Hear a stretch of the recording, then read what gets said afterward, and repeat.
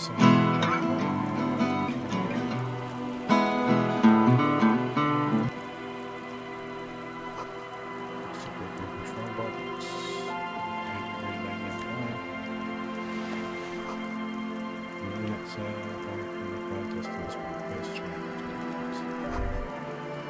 rest of the colonies here is the bay.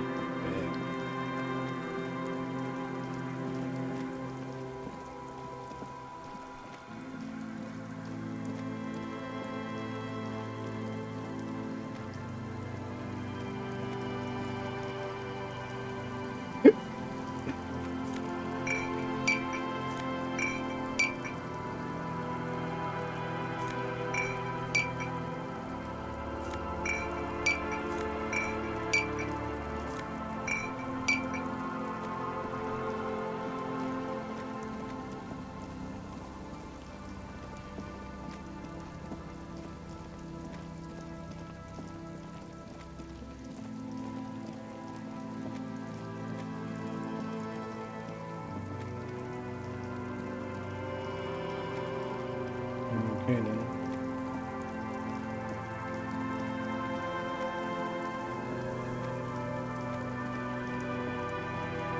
An old door, worn by elements, guards the depot. The wind has blown a sand dune in front of it. The door hasn't been opened in a long while. You see a handle. It's military. A service depot of some sort. Probably something that is no longer there. It may have been used to serve as an aerostatic battleship in the atmosphere, or a fortification, like a sea fort in the bay.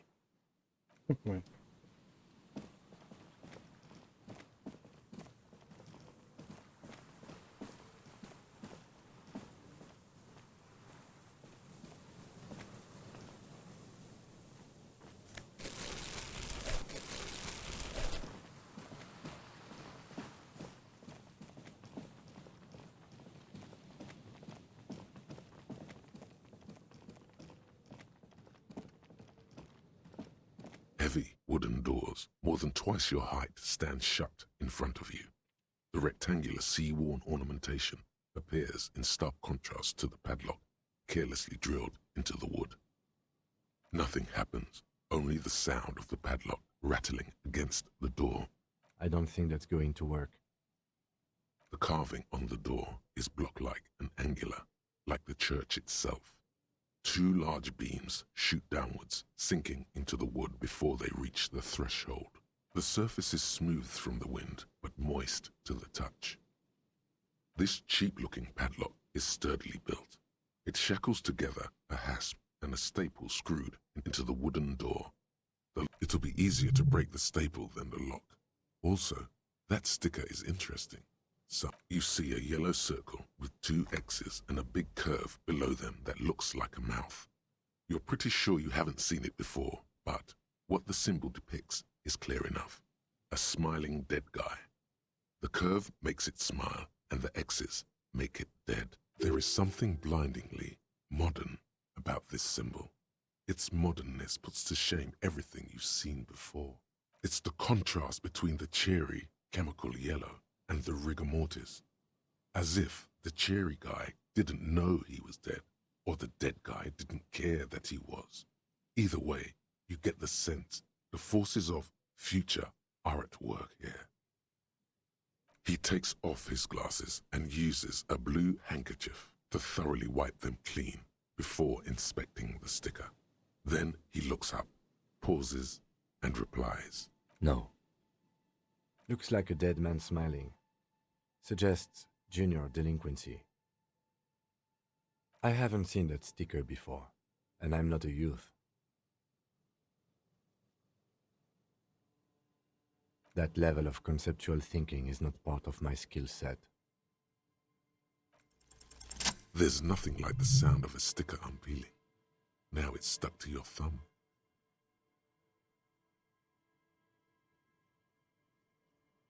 Looks like today was a gold star day. The padlock passes through a staple that's been hastily attached to the wood. Closer inspection reveals that one of the screws is not a screw at all. but a nail. The work has been done recently and is unprofessional, to say the least. Should you want to get through, it might be easier to just pry the whole thing off. Maybe we should circle the building first and look for another way. The building has seen enough mistreatment. Yes, the pulsing base. A sure sign of junior delinquency, somewhere east of here. There's something on the sea ice there.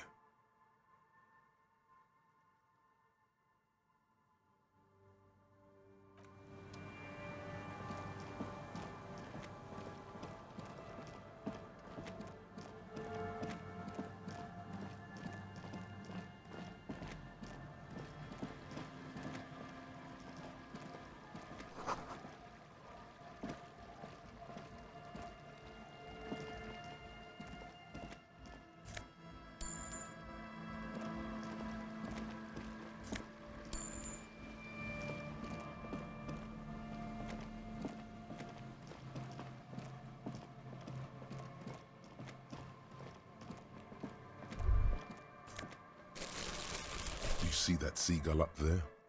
Remind you of anybody? You and the seagull are just alike. Think about the seagull's story. It's one of endurance and adaptation. The seaside was paradise once. They were birds of that paradise. Then their paradise became shit city. And what did they do? They became urban survivors, eating burgers out of trash cans, killing and eating pigeons. No time for that sentimental bullshit. They're hustlers, getting shit done. They're one pair of track pants away from gangsters, just like you. Exactly. The seagull does what it takes, and so do you. You've got that same spirit in you. When the time comes, you push yourself.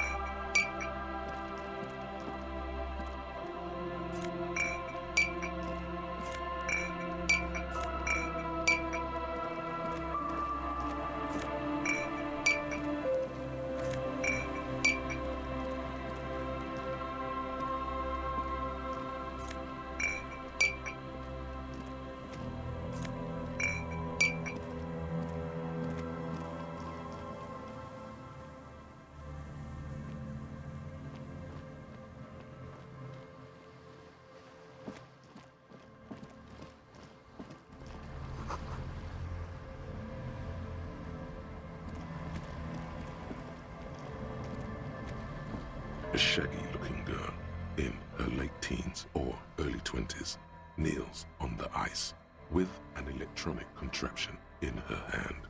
Hearing you approach, she looks up. Oh, hello there. Everyone knows drugs make you invulnerable to cold. You bet this one likes to party. Huh? Maybe she didn't hear you. A little louder. So should you. You don't have to do anything.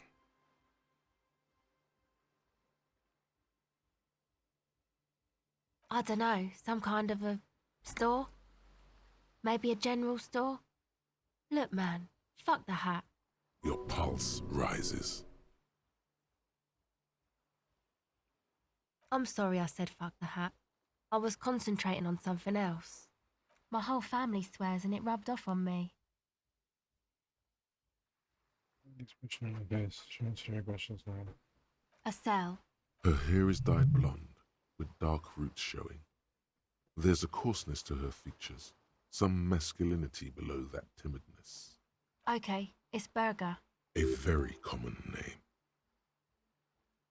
This is a portable recording device. It's for field recording. Low quality, but still. Actually, just one wire. I picked on it till the braiding came loose. The wire leads to a contact microphone. A contact mic records sounds from inside things, like this ice. Your mangled brain would like you to know there is a boxer called Contact Mike. No, You're welcome.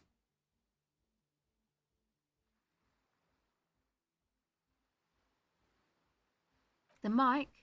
I don't exactly know. Somehow it doesn't pick up vibrations from the air. The book said it only picks up structure-borne sound, if you like technobabble. Yeah, I record stuff with it. No. This is a contact microphone.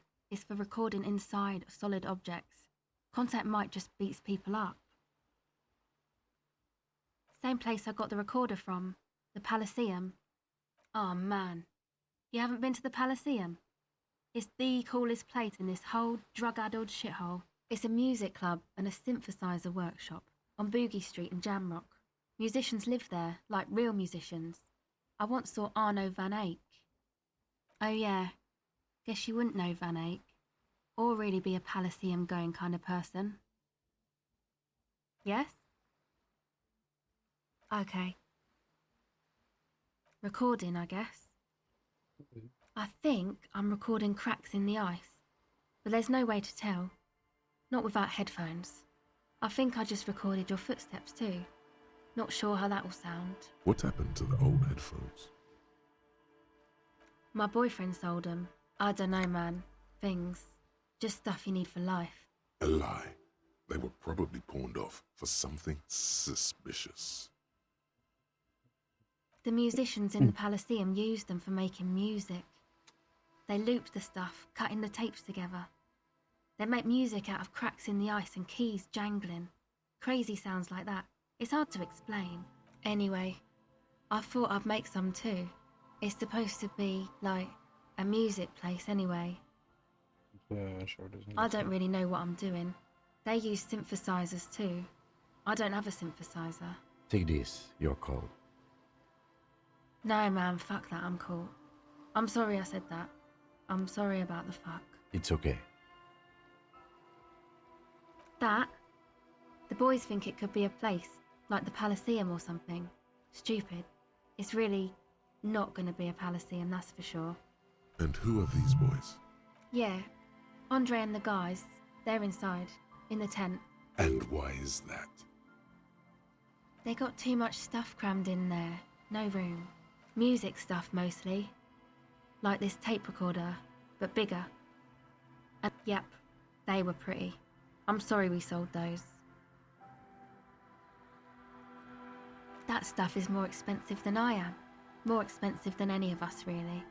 Doesn't matter, I can take the cold. Yeah, maybe you were right about the hat. Go ahead.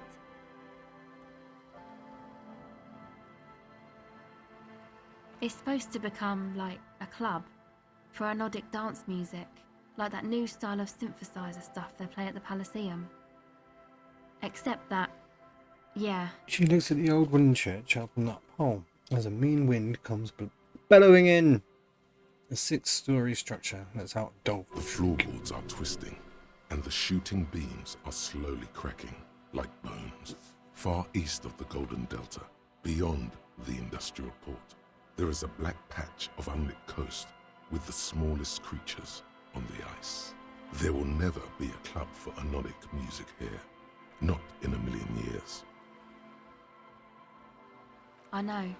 It's not my idea. Andre and the boys found the place. It was supposed to be deserted, but now they can't even take it. Hey, don't get me wrong, but you're cops, right? Okay, well, maybe you could talk to Andre and the guys, because there are some strange things going on in that church. If you're police, you should look into it, right? They're inside that thing there. Would be cool if you did. Was there something else? No, not really, no. She's trying to get out of a direct lie with semantic tricks. She personally didn't put the padlock on the door. It's Noids. Yeah, I guess you could say that. To keep more weirdos from getting in. Fucking Martinez. I'm sorry. It's got the worst weirdos. If you get around to it, ask Andre about him, he'll tell ya. Go ahead. Okay, bye. Might have been in the tent.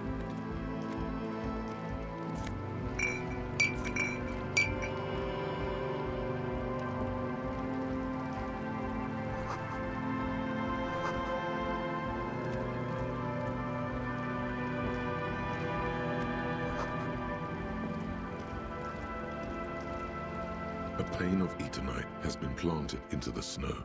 2 poles are holding it up. Barely holding it up. It could fall over any minute. A stronger gust of wind might be enough. The pane falls into the icy snow with a soft thunk.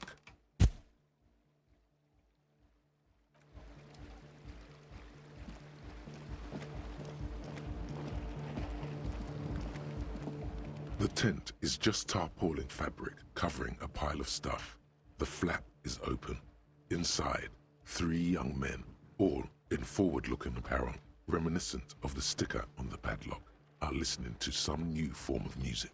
It's like nothing you've ever heard. One of them looks at you. Come on, get in and close the flap behind you. The warm stuff's getting out. Sorry, you barely have room for one. You go ahead. I'm too old for this. I'm actually not, he thinks. I just dislike delinquents. I'm sure you will feel right at home. I'll keep watch.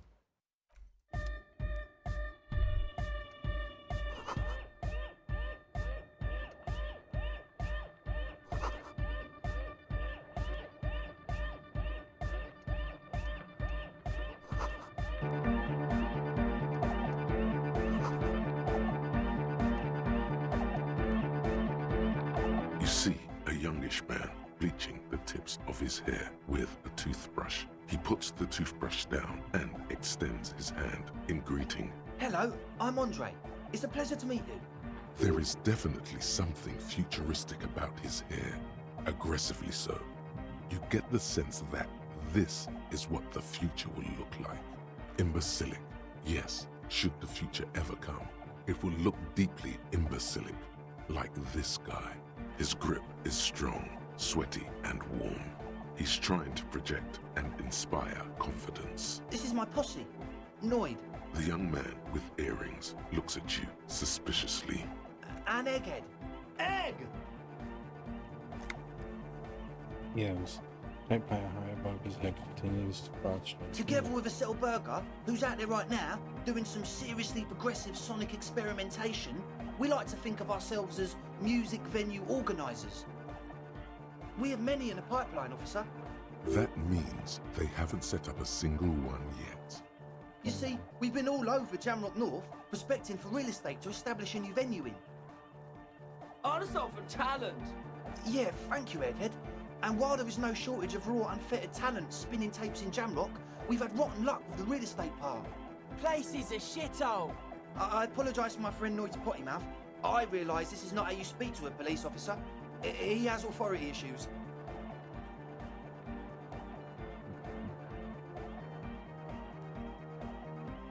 Which brings me to the problem of occupied ecclesiastical property.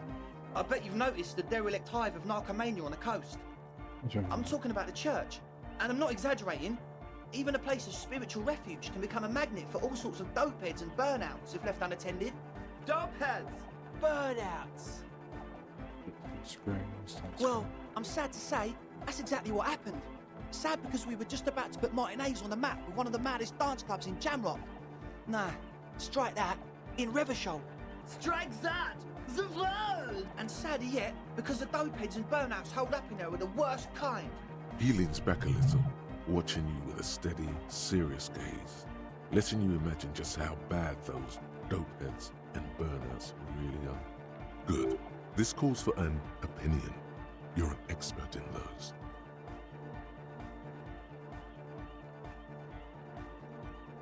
Yes. And the worst part is, they're also spooky. Exactly what you mean by I was hoping you would be the judge of that, officer. All I can say is, their spookiness is the kind that keeps us from restoring this church into a community centre and a place of spiritual refuge.